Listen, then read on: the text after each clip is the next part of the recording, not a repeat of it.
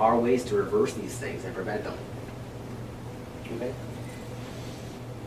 So how should you exercise if you have or if you want to prevent osteoarthritis? First of all, muscle imbalances are one of the biggest risk factors. Okay? Posture is an example of muscle imbalance. Injuries are preceded by muscular imbalances, and so is osteoarthritis. And here's an example. Especially in women, there is a huge imbalance between quadriceps, the front of the thigh, and hamstrings, or the back of the thigh, for a number of reasons. One is women, high heels are big, yeah, that was number two. Another one is that naturally women have a pelvis that tilts forward more than men, so that shifts more of the weight to the quadriceps, okay? The ideal ratio in terms of strength between front and back is 1 to 1. So if you can do 100 pounds this way, you should be able to do 100 pounds this way, okay? Most women have an imbalance of 2 to 1 or 3 to 1, okay? So it's quite significant. Now once you're able to balance that out, you are at much lower risk for osteoarthritis in your knees. And that's just an example of around the knees, but the same imbalance can exist in your chest and back, biceps and triceps, abdominals and lower back. So we systematically assess our clients who want to prevent osteoarthritis. What are your muscular imbalances? How do we reverse those? Okay, because if you're going to train like everybody else, well, sport and exercise by its very nature is imbalanced. Think about tennis. You're only going to serve with one hand. Think about golf. You're only going to twist to one side. Think about dancing. You're only going to move, turn to you're going to move to one side more than the other side. Every sport is inherently balanced. Life is inherently balanced. If you're a cashier, you're always going to go to one side, right? You're always going to go to one side. So life is inherently balanced. So it's important to identify those imbalances and use specific targeted exercises to your body type to reverse those. And we're going to show you how to do some of that later on. Okay? What to expect once you implement different strategies for reversal or prevention of osteoarthritis. One is pain reduction. So if you are in pain, pain is caused by a number of things. Could be caused by acidity. Could be caused by actual mechanical problems. Could be caused by neurological problems. So it's important to assess different factors. The unfortunate thing is that most professionals have a very narrow specialization. So chiropractors, they're good at the neurology, they're good at the mechanics, and nutrition side, they're not really trained in. Naturopathic doctors are great at the nutrition, not really trained on the mechanical side of things, or the muscular or the neurological, right? You also have more energy, because if you have less pain, there is less stuff that's sapping your energy. Furthermore, if you optimize your mechanics, you improve your posture, a well-aligned human being is a marvelous work of architecture. It's just bone stacked on bone, stacked on bone, stacked on bone, using no energy to hold yourself up. On the other hand, if you have poor posture, you're actually going to use your lower back muscles, your neck muscles, to hold yourself up, to prevent yourself from going further forward. So you're constantly under tension, and that's burning up your energy, okay? Improved strength. And then, like I said, strength and muscle mass are two of the most important things for longevity, quality of life, and biological anti-aging. And improved posture. Okay, and these are just some of the benefits of what you can expect if you do optimize your muscular imbalances and use proper nutritional and supplementation and lifestyle strategies to be able to reverse it. Again, we're only covering the exercise side of things today, but it's very, very important to combine with proper nutrition, supplementation, and lifestyle. Okay, you already have the newsletter. Osteoporosis. Who can tell me what that is? When the bone's thin. When the bone's thin. Has anybody ever had an Aero chocolate bar? Shame on you, let's all do some push-ups. Just kidding. So an Aero chocolate bar has little bubbles on the inside. That's kind of like a normal bone. If those bubbles get bigger, that's kind of like an osteoporotic bone. Okay? So it's much, much more easy to collapse. And here's the thing, people often think that fractures happen when you fall, when there's some impact on you, but if you get to a severe stage, you can actually damage bones just standing there, or just sitting there. Just the weight of your head, your chest, your thoracic cavity will compress everything below, and so joints can just collapse, or bones can just collapse if they get weak enough, okay? And so, are you at risk for osteoporosis? When we've worked with clients who had osteoporosis, we've all, and when I say we, it means myself and the trainers, you guys, the trainers that are available, like Peter and so on. So this is something we've identified that's very, very common to people with osteoporosis. They have weak muscle strength.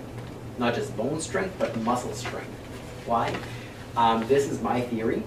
The harder a muscle can pull on a bone, the denser that bone gets. And so what if you have weak muscles that don't really pull on bones all that hard? that bone gets weaker, okay? And so if you have poor muscle strength, and we're going to teach you how to assess if you have poor muscle strength or poor enough muscle strength, that will put you at high risk for osteoporosis. Here's one very simple test. Take 15 pounds in your hands, squat down, and come up, okay? Now it's not enough to just squat down to this depth and come up. You actually have to go all the way down, all the way down, up very easily, okay? Now if in a person with very weak muscles, here's what will happen. They go down and they're gonna struggle to come up, and then they come up, okay? And that's what you'll see a person with very low muscle strength, okay? So with one of our clients, she was a 53-year-old female, very thin. She was probably about 105 pounds and 5'4". So she needed to gain weight, but she was not able to actually get that 15 pounds off the floor, and 15 pounds is not much, okay? So muscle strength is a key factor. Now, funny enough, when we improved her muscle strength, which took about 9 months, not 9 months over time, she actually went back to her doctor, and her osteoporosis just stopped right there. So it did not deteriorate any further, even though that's what her doctor had predicted. So she was quite surprised. So the doctor asked her what she was doing, and so she explained she was strength training. Okay. Now, yes, cardio is good for other reasons, but it will not help you very much with your bone mass. Okay. Funny enough, actually, endurance athletes tend to have poorer bone mass than couch potatoes. Anybody know why? We're talking about hardcore endurance athletes. Because they're only training certain Yeah. certain muscles. They're kind of like if you're No. a swimmer, Yeah. you're using the same Yeah. muscles all the time. Not only that, but also because stop. what's that? They stop. It's not because of the stopping. Actually, they have poor bone density while they're active athletes. The reason being is that different training protocols will stimulate different hormones. Okay, and so when you do long duration cardio, it increases cortisol, which is a stress hormone. Cortisol breaks down things. It breaks down fat, sure, but it also breaks down muscle, and it also breaks down bone. Okay, and if you're releasing cortisol, if you're running a marathon that's 2.5, 3 hours, if you're at the elite level, you're releasing a lot of cortisol and burning both muscle mass and bone mass. Has anybody ever seen a muscular marathon runner? They don't exist. Right, because a marathon runner does not need to have muscle, okay? The one very well-known long distance coach says the ideal marathon runner is just legs and lungs, okay? They don't need muscles. Legs and lungs is the ideal marathon runner, or cyclist, or swimmer, or whatever. So muscle strength is a key factor towards helping you gain muscle mass. Does it mean you should never do cardio? No, it still has benefits. Just don't do it excessively, don't do it exclusively. So do it in conjunction with strength training. Yes? What happens to that elite athlete when they stop their sport? They gain incredible amounts of fat. Okay. Why? Because they actually slow down their metabolism by jogging, by swimming, by cycling. Because think of it this way. Your body gets good at whatever you tell it to get good at. Okay? You play the piano, eventually get good at playing the piano. You drive a lot, theoretically, you get better at driving. Not always practically. Okay? Now, you jog a lot, you tell your body to store energy.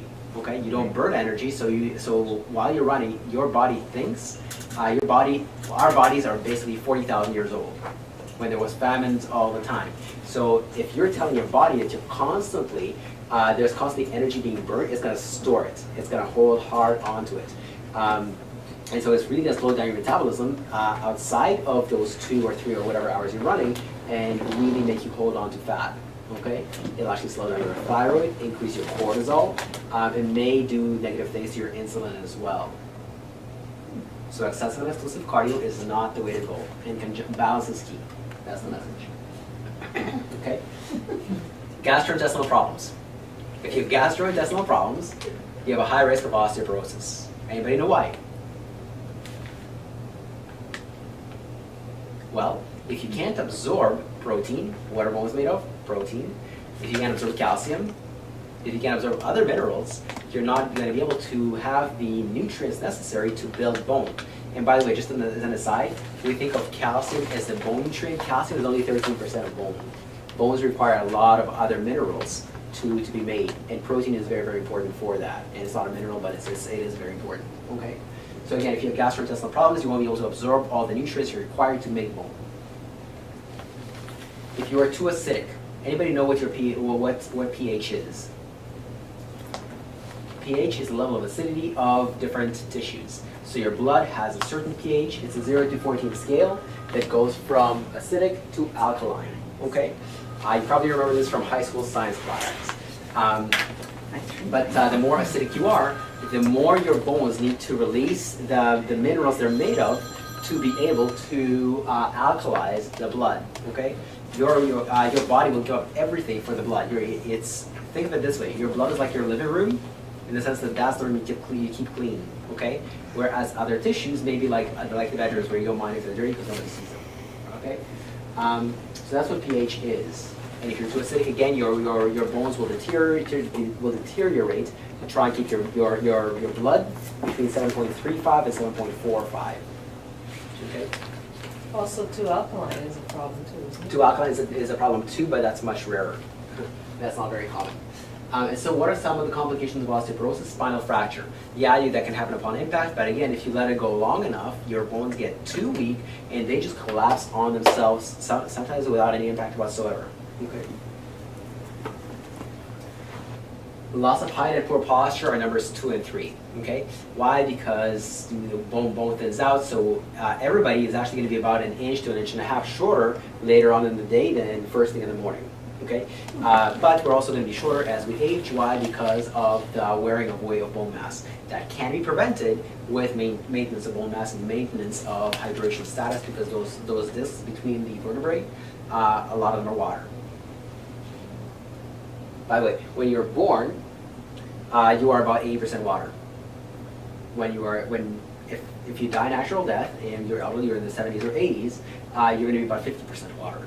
Okay, so you lose water as you age. Okay, so drink some water. What do you call the second one, like the hump? It's called Dowager's Hump. How do you Dowager's, D-O-W-A-G-E-R-S.